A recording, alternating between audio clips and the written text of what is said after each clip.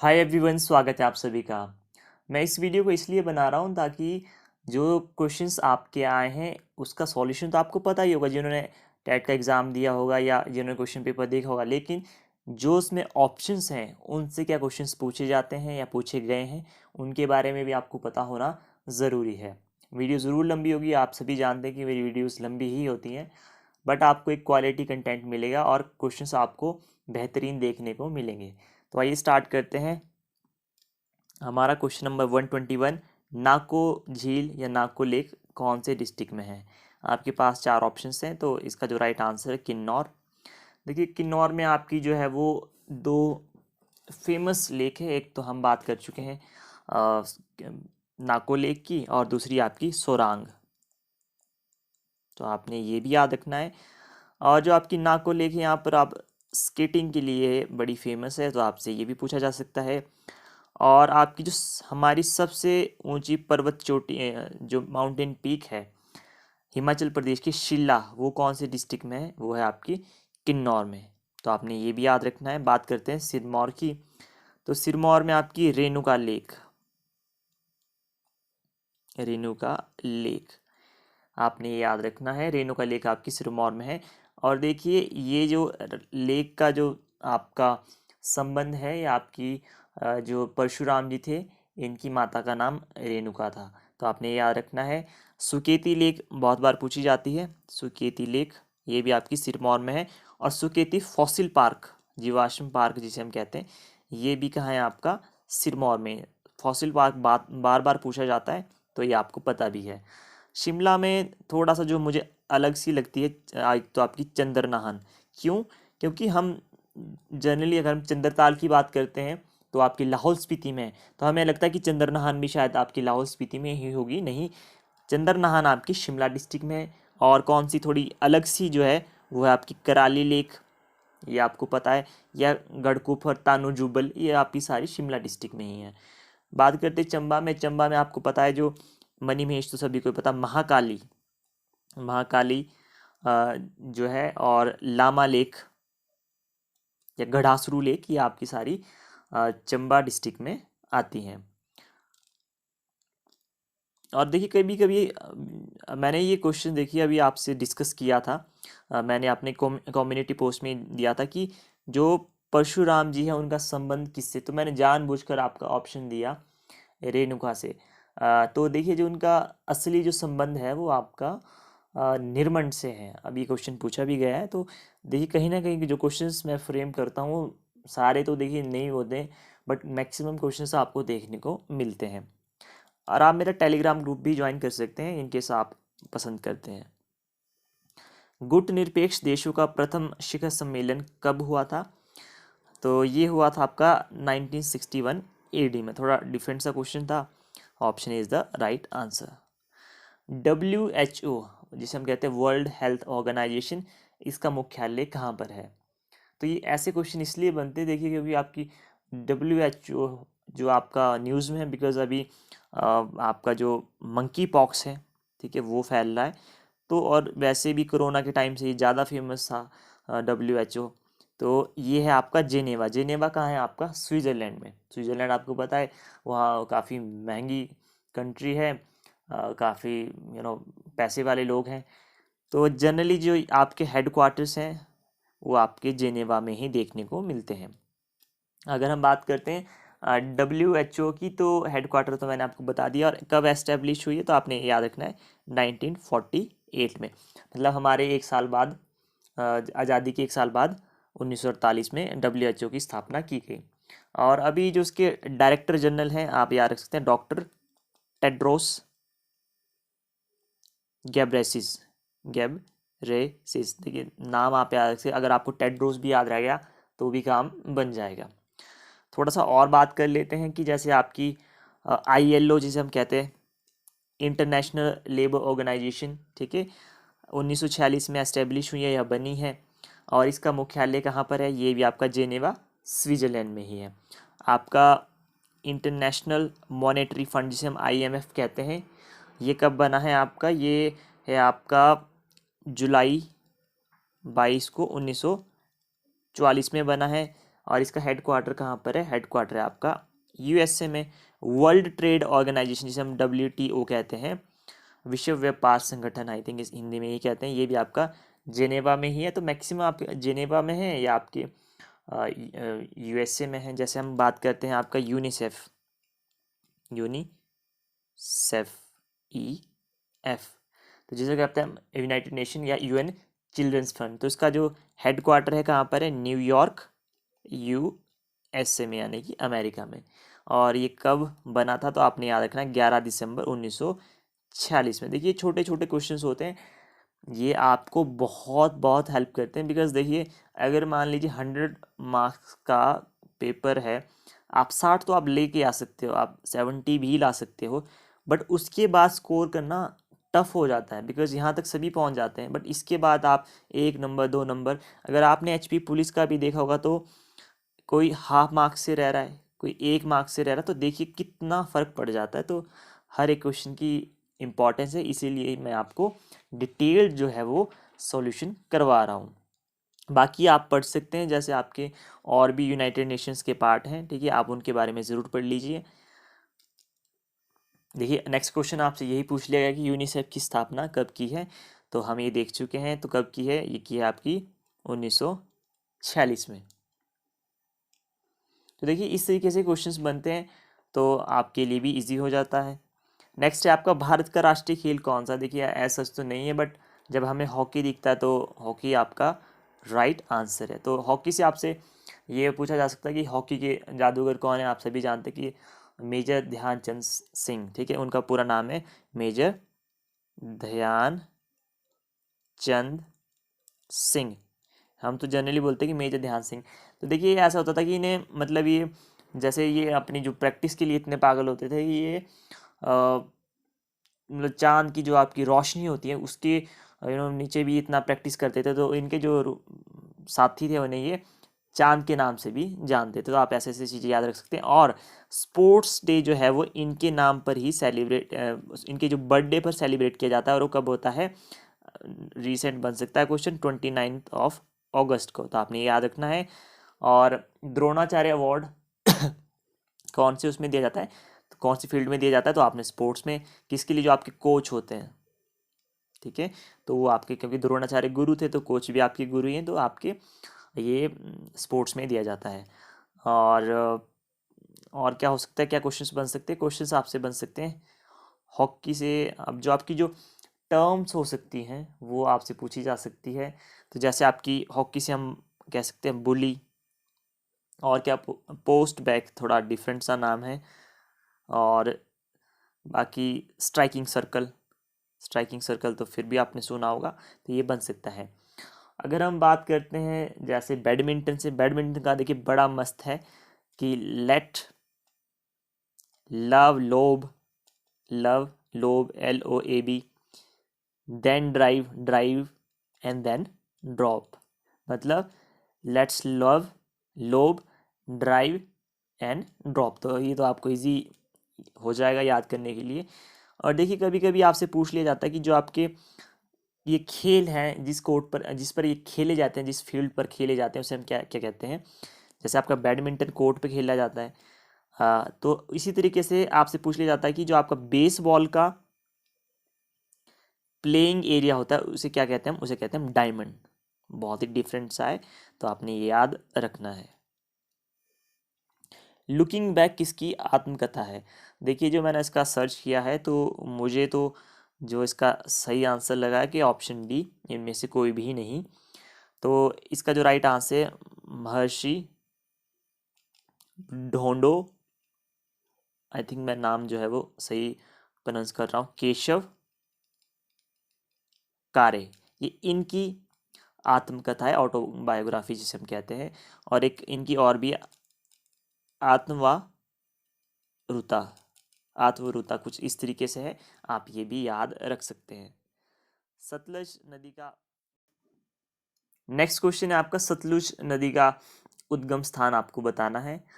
तो देखिए सतलुज नदी जो है, इसका जो हमारा उद्गम स्थान है, ये कहाँ से ओरिजिनेट होती है? आप सभी को ये पता है, बिकॉज बार बार ये क्वेश्चन पूछा जाता है। तो जो सतलुज नदी है आपकी निकलती है राकस ताल से, ठीक है, आप सभी जानते हैं, और हम इसे और नाम से भी जानते हैं, कहाँ से, मानसरोवर से ये निकलती है। तो आप ये याद रख सकते हैं। बात करते हैं हम, अगर बड़ा बंगाल से आपकी कौन सी निकलती है, ये आपकी रावी रिवर, ठीक है। और आपकी अगर हम बात करते हैं ब्यास रिवर की, तो ब्यास रिवर निकलती है आपकी रोहतांग पास से, रोहतांग पास से। तो आप ये याद रख सकते हैं। और कभी कभी ये भी पूछ लिया जाता है मानसरोवर लेक या राकस लेक भी जिसे हम कहते हैं, तो वहाँ से आपने याद रखना है, ये क्वेश्चंस पूछे जाते हैं। State council of education research and training institute आपको कहाँ पर पता है, ये है आपके डिस्ट्रिक्ट सोलन में है, SCERT से हम कहते हैं, क्योंकि मैं FM ज़्यादा सुनता हूँ तो इनके प्रोग्राम्स आते रहते हैं, तो मुझे इसलिए ये याद था। तो देखिए, एजुकेशन हमें हमेशा बुक से ही नहीं मिलती है, बुक से भी आप मेजर पार्ट लेते हैं, बट आप क्या सुनते हैं, देखते हैं, क्या टेस्ट करते हैं, इन चीज़ों से भी आपकी जितनी भी सेंस अगर आपकी वो प्रॉपरली आप उसे यूज़ करते हैं, ध्यान रखते हैं, तो कहीं ना कहीं आपको चीज़ें ज़्यादा हेल्प करती हैं। नेक्स्ट है आपका शोभा सिंह आर्ट गैलरी कहाँ पर है। तो ये सभी को पता कि शोभा सिंह आर्ट गैलरी कहाँ पर है, अंदरिता या जिसे हम कहते हैं कांगड़ा में है। भरमौर में आपका भूरी सिंह म्यूज़ियम है, भूरी सिंह म्यूज़ियम है, तो आपने ये याद रखना है। देखिए, मैं इस क्वेश्चन को ज़्यादा एक्सप्लेन नहीं करवा रहा हूँ, बिकॉज मैंने यहाँ पर स्पेशली आपको पेंटिंग्स के क्वेश्चन करवाए हैं, और आपका जो टेट का पेपर हुआ है नॉन मेडिकल का, वहाँ पर 2 क्वेश्चंस आपकी पेंटिंग से ही पूछे गए हैं, तो आप समझ सकते हैं, आप उस वीडियो को रेफर कर सकते हैं। Among the following which is the famous dance of Mandi district, Mandi district का फेमस डांस कौन सा है। देखिए, ये मुझे एग्जैक्ट पता नहीं, इतना मुझे पता है कि ऑप्शन ए हो सकता है। मैंने अभी नेट पे देखा तो ऑप्शन ए बनने के चांसेस हैं। अगर इन केस अब जब आपकी आंसर की आएगी, अगर मैंने गलत बताया होगा तो मैं अपडेट कर दूंगा। तो अगर आपको कंफर्म है तो आप कमेंट सेक्शन में बता सकते हैं, क्योंकि जमाकड़ा कहीं और का है ये मुझे पता है, गिद्दा भी, और डंडारस ये शायद आपका JNK का डांस है, तो शायद, तो ऑप्शन ए जो है आपका वो मेजर प्रोबेबिलिटी है कि यही होगा। How many bytes are in 1 KB, आपको बताना है 1 KB में कितने बाइट्स होते हैं। आपको पता है 1024 बाइट्स होते हैं। शिमला सम्मेलन कब हुआ, ये हुआ है आपका हम सॉरी, जो शिमला सम्मेलन हुआ है आपका, इसे वेवल प्लान के नाम से भी जानते हैं, ये हुआ आपका 1940 में। वेवल प्लान कभी पूछ ले जाए कि वेवल प्लान कब हुआ था, तो आपने याद रखना है ये हुआ था आपका 1945 में।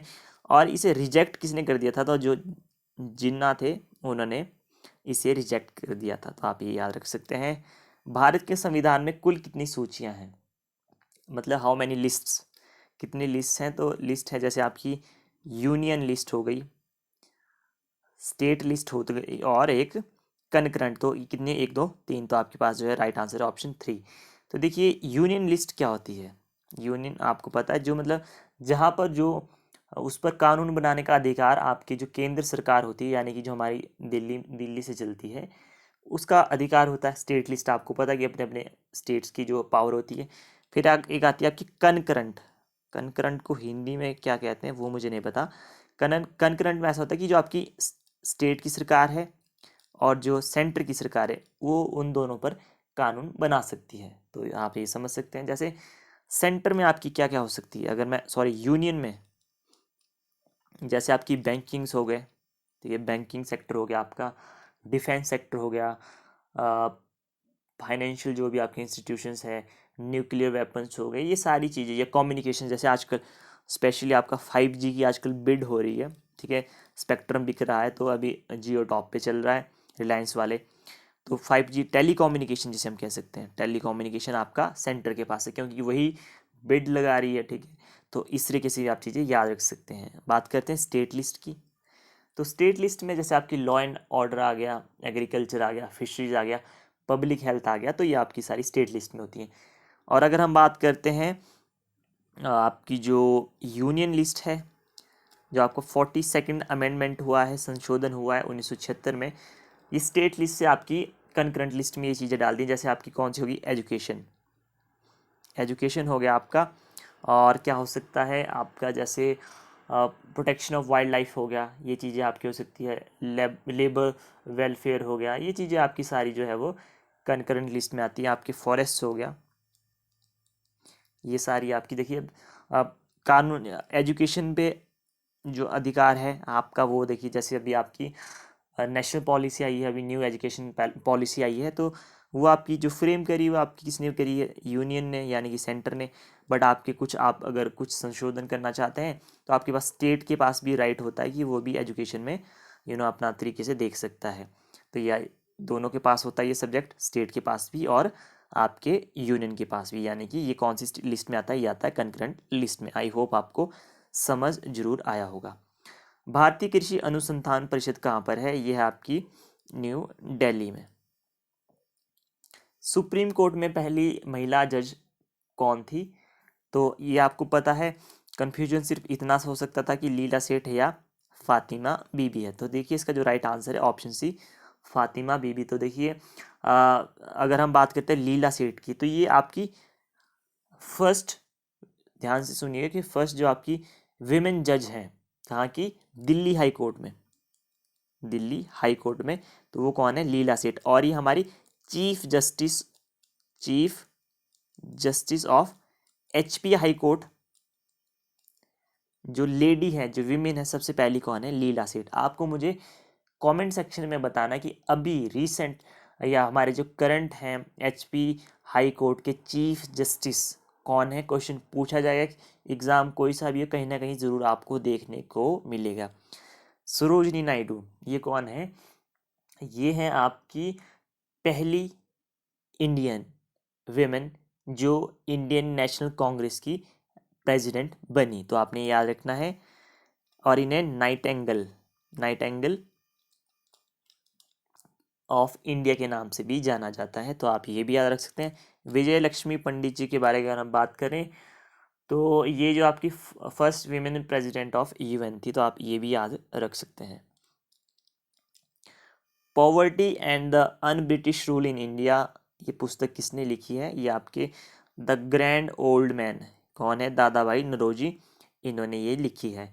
और देखिए जो आपका कैलकटा सेशन हुआ था, क्वेश्चन अभी आया है, जो आपका कैलकटा सेशन हुआ था कब हुआ था, 1906 में, इंडियन नेशनल कांग्रेस का, उसके ये प्रेसिडेंट थे। मतलब इन्होंने इसका ये इनके प्रेसिडेंटशिप के अंडर ये आपकी जो सेशन हुआ था, और इन्होंने सेल्फ गवर्नमेंट या जिसे हम स्वराज की जो मांग की थी, ये इन्होंने की थी। तो आप कब की थी, तो आप याद रख सकते हैं कि कैलकटा सेशन में की थी। गोपाल कृष्ण गोखले कौन है, ये महात्मा गांधी के पॉलिटिकल गुरु हैं, आप ये याद रख सकते हैं, क्वेश्चन ये पूछा जाता है। अमर्त्य सेन ये आपकी इकोनॉमिस्ट है, तो और इन्हें देखिए 1998 में जो है वो नोबेल प्राइज़ मिला है। आरसी दत्त के बारे में मुझे इतनी नॉलेज नहीं है, तो आप जो क्वेश्चंस पूछे जाते हैं आप यहाँ से याद कर सकते हैं। अकबरनामा की रचना किसने की, फेवरेट क्वेश्चन है, बार बार पूछा जाता है, तो आपको पता है अबुल फजल ने। इब्न बतूता से क्वेश्चन क्या पूछ लिया जाता है कि ये कहाँ का रहने वाला था, मोरक्को, और आप कहाँ के है, पड़ता है अफ्रीका में, तो आपने ये भी आया है। और आया कब था भारत, तो करीब करीब 1333 ईस्वी में। और उस टाइम मतलब हमारा जो शासक था, दिल्ली सल्तनत चल रही थी, तो कौन था, मोहम्मद तुगलक, तो आपने ये याद रखना है। अलबरूनी के बारे में बात करते हैं, कौन है ये, फारसी जिसे कहते हैं हम, पर्शियन, और ये मोहम्मद गजनबी के साथ ही भारत आया था, और इसने कम से कम 146 किताबें लिखी हैं, हमसे एक ही नहीं पढ़ी जाती, और इन जनाब ने इतनी किताबें लिखी हैं, तो आप ये याद रख सकते हैं। शेख जैनुद्दीन के बारे में इतना पता नहीं है, और जनरली आपके इब्न बतूता, अल बरूनी और अबुल फजल इंपॉर्टेंट है। 1970 के हिमाचल प्रदेश विधानसभा चुनाव में किस पार्टी को बहुमत प्राप्त हुआ है, तो ये आपकी जनता पार्टी, जो उसके जो शांता कुमार जी थे वो इसके आपके हैं, फिर वो सीएम बने थे। तो इस तरीके से आप याद रख सकते हैं। और सबसे ज़्यादा सीएम आप सभी को पता है कांग्रेस पार्टी से बने हैं। दिल्ली व गुलाम वंश का वास्तविक संस्थापक किसे कहा गया है, रियल फाउंडर कौन है, स्लेव डायनेसिटी का, ठीक है, गुलाम वंश का। अब यहाँ पर रियल फाउंडर पूछा गया था कि छोटे छोटे वर्ड्स बहुत इंपॉर्टेंट होते हैं। अगर आप देखें, अगर आपने सिर्फ पढ़ा कि फाउंडर ऑफ गुलाम डायनेस्टी कौन है या स्लेव डायनेस्टी कौन है, तो आप ऑप्शन ए कर देते, बट नहीं, इसका जो राइट आंसर है ऑप्शन बी, इल्तुतमिश। क्यों कहा गया है, फिर इसके बारे में बात करते हैं। क्योंकि इल्तुतमिश ने काफ़ी रिफॉर्म्स भी लाए थे अगर हम बात करें, और इनका जो शासनकाल है स्लेव डायनेस्टी में अगर हम बात करें तो वो आपका जो है वो सबसे ज़्यादा है। और कब से कब है ये, कम से कम इन्होंने 25-26 साल आई थिंक रूल किया है जितना मुझे याद है।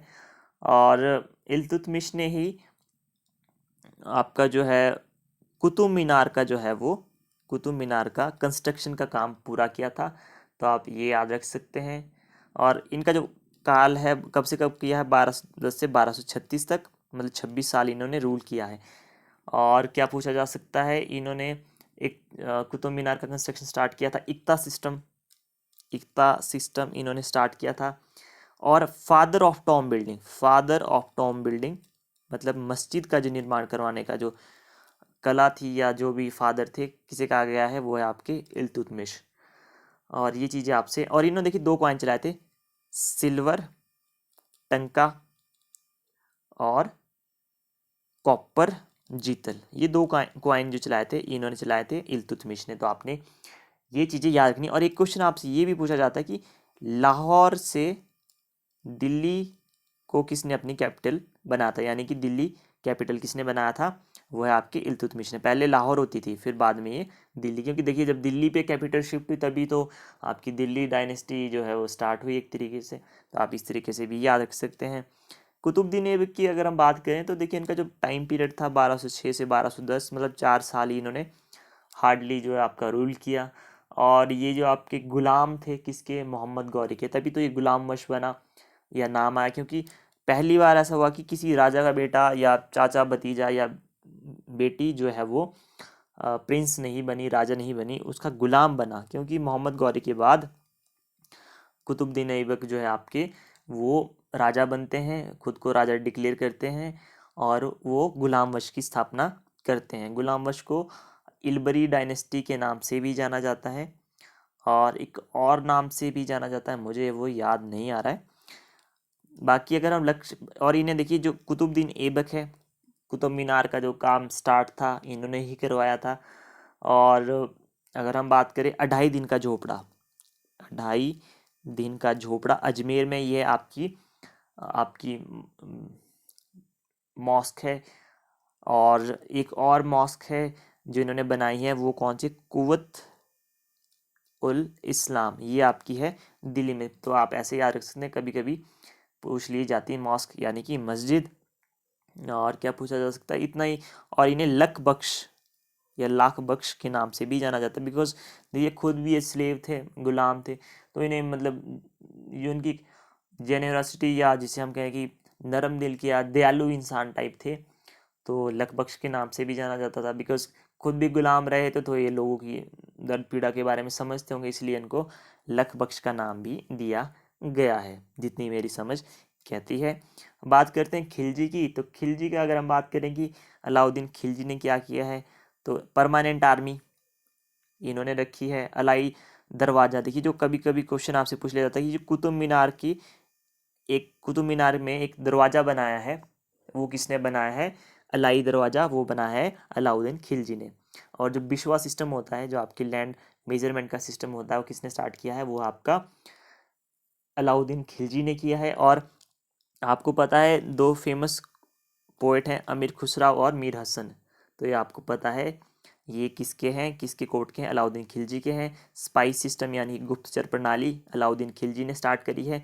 2 सिस्टम, एक दाग और चेहरा सिस्टम, दाग आपके घोड़ों के लिए इनकी मतलब डिस्क्रिप्शन, और चेहरा आपके जो इनके सैनिक होते थे। तो ये आप याद रख सकते हैं, क्वेश्चन यहाँ से पूछा जाता है।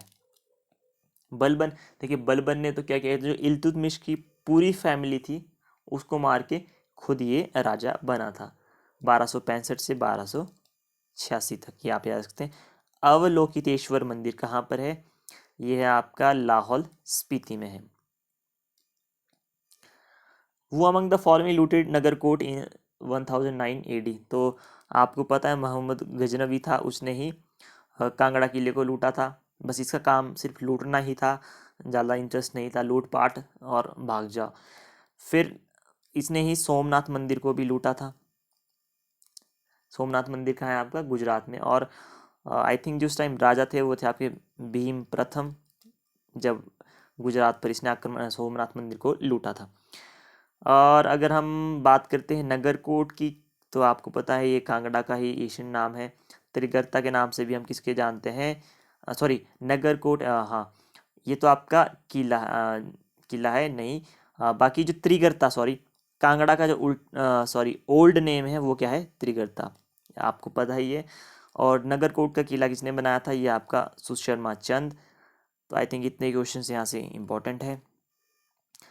Was the first law officer of central government, ठीक है। तो मतलब आपका जो आपका है central law minister, first law officer कौन होता है? जो मुझे पता है वो होता है आपका अटॉर्नी जनरल। आपको मुझे कमेंट सेक्शन में बताना है अटॉर्नी जनरल अभी कौन है। और भारत का मुख्य न्यायाधीश, चीफ जस्टिस ऑफ इंडिया। देखिए, अगर आप खुद सोचिए, अगर केंद्र सरकार का मतलब law officer chief justice of India होंगे तो वो कभी केस हारेगी ही नहीं। देखिए, कॉमन सेंस वाली बात है। मान लीजिए मैं कुछ भी फ्रॉड कर दूँ, अल्टीमेटली केस या तो हाई कोर्ट जाएगा। सेंट्रल गवर्नमेंट का हाई कोर्ट नहीं जाते हैं जनरली, आपके सुप्रीम कोर्ट ही जाते हैं टसल के चक्कर में। तो चीफ जस्टिस जब आपके अपने तो प्रॉब्लम नहीं होगी। तो ये ऑप्शन तो देखिए हो ही नहीं सकता है। यूनियन लॉ मिनिस्टर को क्या पता है? ठीक है, महान्यायवादी अटॉर्नी जनरल जो मुझे लगता है इसके राइट आंसर होने चाहिए। एडवोकेट जनरल भी नहीं होने चाहिए, बिकॉज जनरली जब भी आपकी सेंट्रल गवर्नमेंट का कुछ भी प्रॉब्लम होती है तो आपके अटॉर्नी जनरल ही उन्हें रिप्रेजेंट करने जाते हैं हाई कोर्ट में, सॉरी चीफ सुप्रीम कोर्ट में, जहाँ भी उनकी टसल्स चल रही होती है या जहाँ पर उनका केस लगा होता है। तो देखिए, छोटी छोटी जो आपकी चीज़ें होती है वो आपको कब समझ आती हैं? जब आप अच्छे से पढ़ते हैं, बार बार रिविजन करते हैं। Who was the first president of Himalayan state regional council? तो ये कौन थे? ये थे आपके स्वामी पूर्णानंद। ये बने थे आपके प्रेसिडेंट। पंडित पद्म देव जो थे आपके वो जनरल सेक्रेटरी बने थे। तो आपने ये याद रखना है, तो ऑप्शन बी नहीं होगा। जो आपका 1857 का विद्रोह हुआ था उस समय भारत का गवर्नर जनरल कौन था? Lord Canning. आप ऐसे भी याद रख सकते हैं अगर आपको प्रॉब्लम होती है कि जब विद्रोह हुआ था 1857 का, तो मतलब कैनिंग का मतलब कैनन से आप याद रख सकते हैं बंदूक, ठीक है। या बंदूक तो नहीं, बट उसे क्या कहते हैं? कैनन। कैनन को आई डोंट नो कि हिंदी में क्या कहते हैं, माइंड से स्लिप हो रहा है, आप समझ रहे हैं। तोप। तोप वाला जो था वो कौन था? लॉर्ड कैनिंग था। और जो 10 मई को ये आपकी जो रिवोल्ट स्टार्ट हुआ था, कहाँ से? मंगल पांडे ने स्टार्ट किया था 10 मई 1857 को, इतना याद रख सकते हैं आप। और क्या, बाकी तो इतना ही है। बाकी जो इसके लीडर्स थे उनके बारे में आप थोड़ा पढ़ लीजिएगा। लॉर्ड डलहौजी का जो रिफॉर्म है स्पेशली आपका रेलवेज़ के लिए है, आपका पोस्टल सिस्टम है, तो आप इनसे याद रख सकते हैं। लॉर्ड मिंटो, ये इन्होंने जो कॉम्युनल जो इलेक्शंस कराए थे उसके लिए फेमस है। लॉर्ड वेल्सली का मुझे इतना याद नहीं आ रहा है इस टाइम, तो आप ये याद रख सकते हैं। लॉर्ड कर्जन आपको पता है, लॉर्ड कर्जन तो बंगाल विभाजन 1905 में था उसके लिए जिम्मेवार है, तो ये क्वेश्चन आपको पता ही है। कुल्लू जिले का स्थान निर्मण किससे संबंधित है? ये आपके परशुराम जी हैं, हमने पहले भी डिस्कस किया है। जमदाग्नि जो है आपके शायद जो है वो आपके मलाना से हैं, जितना मुझे याद आ रहा है, तो आप ये याद रख सकते हैं। सरकार द्वारा एक पुरानी मुद्रा को समाप्त कर नई मुद्रा चलाना क्या कहता है? जब आपका इसे कहते हैं, जब आपको what is the introduction of new currency bye eliminating the old currency by government called? तो इसे हम क्या कहते हैं? इसे कहते हैं हम डी मोनेटाइजेशन, विमुद्रीकरण इसे ही हम कहते हैं। 1954 में कौन सा जिला हिमाचल का 5वां जिला बना था? तो आपको इतना पता है कि जो हमारा 1954 में है वो बिलासपुर जो है हमने वो हिमाचल में ऐड किया था, तो ये 5वां जिला बना था। हाँ, अगर इसलिए ऐसे डायरेक्ट क्वेश्चन पूछ लिया जाता कि 5वां जिला कौन बना था तो डिफ़िकल्ट हो सकता था, but option C Bilaspur. Hopefully इन भाई साहब ने या मैम जो भी हैं इन्होंने भी बिलासपुर ही किया हो।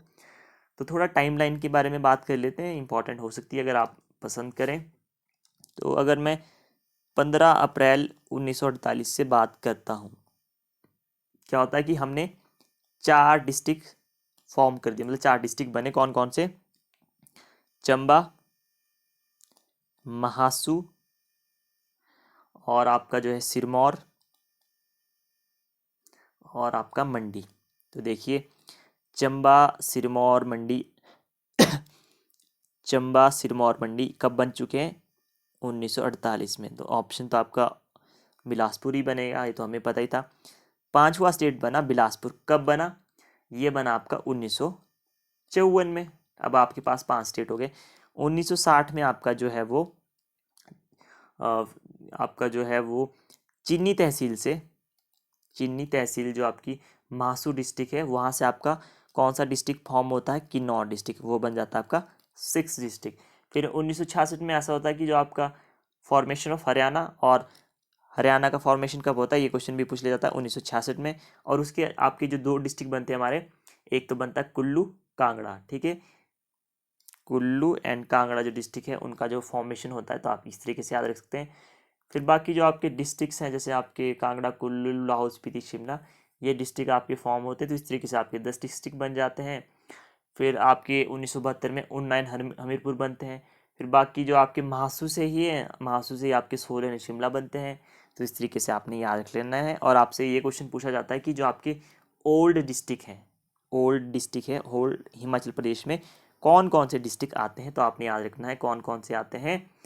वो है आपके पास, या फिर आप न्यू याद रख सकते हैं कि न्यू याद करने आपको ज़्यादा आसान है, क्योंकि ओल्ड में आपके पास 7 आते हैं। न्यू में अगर आप देखेंगे तो आप ओल्ड खुद लगा सकते हैं। न्यू में आ जाएंगे आपके पास कौन सा? कुल्लू, कुल्लू आ जाएगा आपके पास। और कौन सा आ जाएगा? कांगड़ा आ जाएगा। और कौन सा आ जाएगा? उन्ना हमीरपुर, ये तो लास्ट लास्ट में बने हैं। और आपका लाहौल स्पीति, ठीक है। तो ये आप याद रख सकते हैं। बाकी आपके ओल्ड उसमें आते हैं, ओल्ड हिमाचल प्रदेश में। By which the following names river Ganga known to be after entering Bangladesh. तो बांग्लादेश में जितना मुझे पता है ये पद्मा के नाम से जानी जाती है।